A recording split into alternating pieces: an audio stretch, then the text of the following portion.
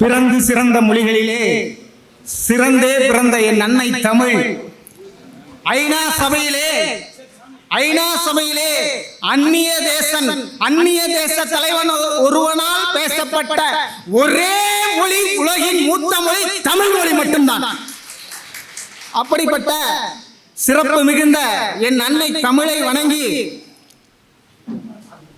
இந்திய நாடாளுமன்றத்திலே ஒரு குரல் ஒலிக்கிறது. என்னவென்று சொன்னால், எங்களுக்கு திராவிட நாட்டை பிரித்து தாருங்கள், நாங்கள் தனியாக திராவிட நாடு அடைந்து சென்று விடுகிறோம் என்று ஒரு பிரிவினைவாதத்தை பேசிக் கொண்டிருக்கிறார் இந்திய நாடாளுமன்றத்திலே. எல்லோரும் அமைதியாக இருக்கிறார்கள், ஜவஹர்லால் நேரு உள்பட. என்னங்க, ஒரு மனிதர் இந்திய தேசத்தை பிரித்து கொடுங்கள், நாங்கள் தனியாக செல்கிறோம் என்ற போதும் பிரதமர் உள்பட அமைதியாக இருக்கிறீர்களே என்ற போது ஜவஹர்லால் நேருவே சுதாரித்து கொண்டு எந்திரிச்சாரு. ஆனா ஆமா, அவர் பேசியது பிரிவினை தான். ஆனால் அவர் பேசிய அழகான ஆங்கிலத்தை மயங்கி விட்டேன் என்று சொன்னார் பாருங்க. அவர் யார் என்றால், அவர்தான் தென்னகத்து பெர்னாட்ஷா, அறிஞர் அண்ணா. அப்படிப்பட்ட சிறப்பு மிகுந்த நாடாளுமன்றவாதி அண்ணா அவர்கள். அதன் பிறகு கோவை செழியன், மிகச்சிறந்த நாடாளுமன்றவாதி.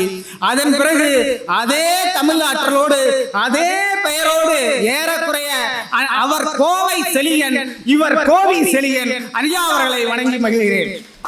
அன்பு நண்பர்களே, எல்லோருக்கும் எல்லா பேர் அமையறதில்ல. சில பேருக்கு ஆரோக்கிய சம்மின் இருக்கும், ஆனா பாக்குறதுக்கு என்னை மாதிரியே இருப்பான். சில பேர் அப்படி வணங்கா முடின்னு இருக்கும், ஆனால் முடியே இருக்காது. ஆனால் ஒரு மனிதனுக்கு பெயருக்கேற்ற பெயர் அமைந்திருக்கிறது என்று சொன்னால் அது எங்கள் அண்ணன் தமிழரசு அவர்களுக்கு தான். அவர் தமிழர்களுக்கு தகுந்த மாதிரியே பேரு தமிழரசு. ஐயா தமிழரசு அவர்களை வணங்கி மகிழ்கிறேன். இந்த மன்றத்திலே ஒருவரை பற்றி நான் சொல்லியே ஆக வேண்டும். ஒரு மனிதரை ஒவ்வொரு நாளும் அவருடைய அலுவலகத்திலே நூற்றுக்கணக்கான நபர்கள் சந்திக்க காத்திருப்பார்கள். பல பேர், பல பொறியாளர்கள், பல ஜாம்பவான்கள், ஒரு வணிக வளாகம் கட்டக்கூடிய செல்வந்தர்கள் எல்லோரும் காத்திருப்பார்கள். எத்தனை பேர் காத்திருந்தாலும் தமிழுக்காக யார் வருகிறோமோ அவர்களை முதலில் சந்திக்கக்கூடிய ஆற்றல் படைத்தவர் செயற்பொறியாளர் பழனிசாமி ஐயா அவர்கள். எத்தனை பேர் காத்திருந்தாலும் சரி, தமிழ் என்றவுடன் முதலில் தமிழுக்காக தான் அவர் நேரம் அளிப்பார். அப்படிப்பட்ட ஒரு மாமனிதர். அவரை பற்றி சொல்ல வேண்டும் என்று சொன்னால், அவர் பிறந்ததே ஒரு வரலாறு. பாரதி மறைந்த தினத்தில் இவர் பிறந்த தினம். அதுதான் தமிழை காப்பாற்ற தன்னால் என்ற பணிகளை செய்து கொண்டிருக்கிறாரோ என்று நான் அவ்வப்போது நினைப்பது உண்டு. களஞ்சியம் என்ற ஒரு அமைப்பு. நண்பர்களே, உலகத்திலே எத்தனையோ இந்திய தேச தலைவர்கள் பிறந்தாலும் ஒரே ஒரு தலைவனுக்கு மட்டும்தான் அந்நிய தேசத்தில் ஒரு தினம் கொண்டாடப்படுகிறது என்று சொன்னால் அது தமிழகத்திலே பிறந்த, கடைக்கோடியில் பிறந்த அப்துல் கலாம் என்ற பச்சை தமிழனுக்கு மட்டும்தான் அந்த பெருமை. சுவிட்சர்லாந்து நாட்டினுடைய அறிவியல் தினம் எப்படி கொண்டாடப்படுகிறது தெரியுங்களா? சுவிட்சர்லாந்து நாட்டினுடைய அறிவியல் தினம் என்றைக்கு அந்த மண்ணிலே அப்துல் கலாம் காலை பதித்தாரோ வைத்தாரோ அந்த தினம் தான் அந்த தேசத்தில் அறிவியல் தினம். அப்படிப்பட்ட ஒரு தமிழ் சான்றோர் பெருமக்கள், தமிழன் என்று சொல்லலாம், தலை நிமிர்ந்து நில்லலாம் என்ற காலம் தொட்டு இன்றைக்கு அந்த தமிழ் விழா, அந்த உலக தமிழர் விழா சேலத்தில் நடப்பது ஒரு சிறப்பு. என்னவென்று சொன்னால், திரையுலகத்தின் தாய் வீடு. முதல் மலையாள படம் தயாரிக்கப்பட்ட மண் சேலம் மண். இந்தியாவில் முதல் ஆங்கில படம் தயாரிக்கப்பட்ட மண்ணும் சேலம் மண்ணு தான். 4 முதல்வர்களை தந்த மண்ணும் சேலம் மண்ணு தான். அதை கடந்து இந்தியாவிலேயே வருவாய் மாவட்டமாக, நான் சொல்வது இந்தியாவிலேயே பிரிக்கப்பட்ட முதல் மாவட்டம் சேலம் மாவட்டம். இந்தியாவில் முதல் வரி வசூல் எங்கேயாவது தெரியுமா நடந்தது? பிரிட்டிஷ் காலத்துல முதல் வரி வசூல் சேலம் மாவட்டத்திலே ஓமலூர் தாலுகா தான் முதல் வரி வசூல் செய்யப்பட்ட தாலுகா. அப்படிப்பட்ட சிறப்பு வாய்ந்த இந்த மண்ணிலே பல சான்றோர் பெருமக்கள் கூடியிருக்கின்ற இந்த சபையிலே ஒரு சில நிமிடங்கள் நான் வாழ்த்தி பேச கடமைப்பட்டுள்ளேன். அன்பு நண்பர்களே, முதலில்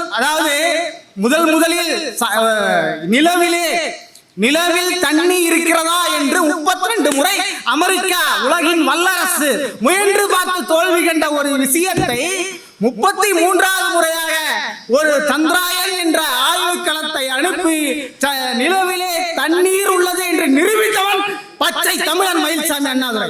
அந்த பெருமை நம் தமிழ்நாட்டுக்கு உண்டு. அதை கடந்து அதை கடந்து அந்த நிலவிலே அங்க போய் கால் வைக்கும் போது அந்த நிலவு மாதிரி மண் தேவைப்படும். அதையெல்லாம் நாசா விண்கலத்திலே விலை கொடுத்து ஒவ்வொரு தேசமும் வாங்குவார்கள். ஆனால் இந்திய தேசம் மட்டும்தான் அதை விலைக்கு வாங்காமல் தன்னுடைய தேசத்திலேயே ஆய்வு செய்தது. அந்த மண் இருக்கும் இடம் தமிழ்நாடு. அதுவும் தமிழ்நாட்டிலே நம் பக்கத்து மாவட்டத்திலே நாமக்கல் மாவட்டத்தை சார்ந்த அந்த மண்ணில் தான் ஆய்வு செய்தார்கள். இதை கண்டுபிடித்த விஞ்ஞானி யார் தெரியுங்களா?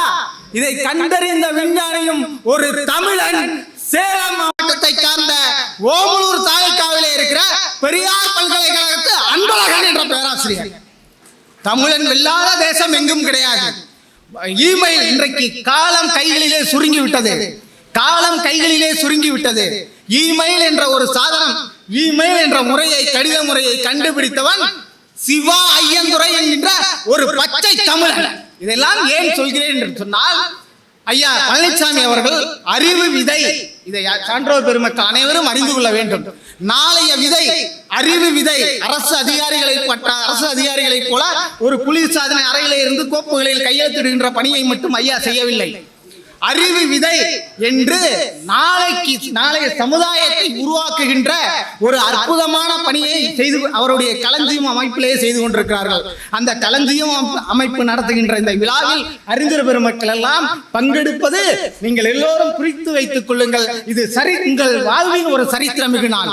நண்பர்களே, அடுத்ததாக ஒன்றை மட்டும் சொல்லி, காலத்தின் அருமை கருதி, இதை எங்களை மாதிரி பேச்சாளர்களுக்கு என்ன ஒரு பிரச்சனைனா, மைக்ரோஃபியாங்கிற ஒரு டிசீஸ் பேசிக்கிட்டே இருப்பான். தமிழ் பண்பாட்டு கலைக்கழகம் அவர்களுக்கு சட்டமன்ற அண்ணன் அவர்கள் காலம் கருதி தயவு செய்து ஒரு மணி நேரம் தான் அண்ணன் சொன்னீங்க, 2.5 மணி நேரம் ஆகிடுச்சு. தயவு செய்து காலம் கருதி.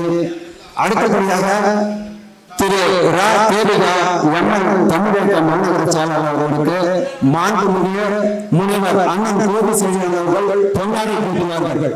மேடைக்கு அன்புடன் அழைக்கிறேன். திரு சி ரா தேவிகா எம்எல் தமிழக மாநகர செயலாளர் அன்புடன் மேடைக்கு அழைக்கிறேன் பொன்னாடை கூட்டுவதற்காக. அடுத்தபடியாக எங்கள்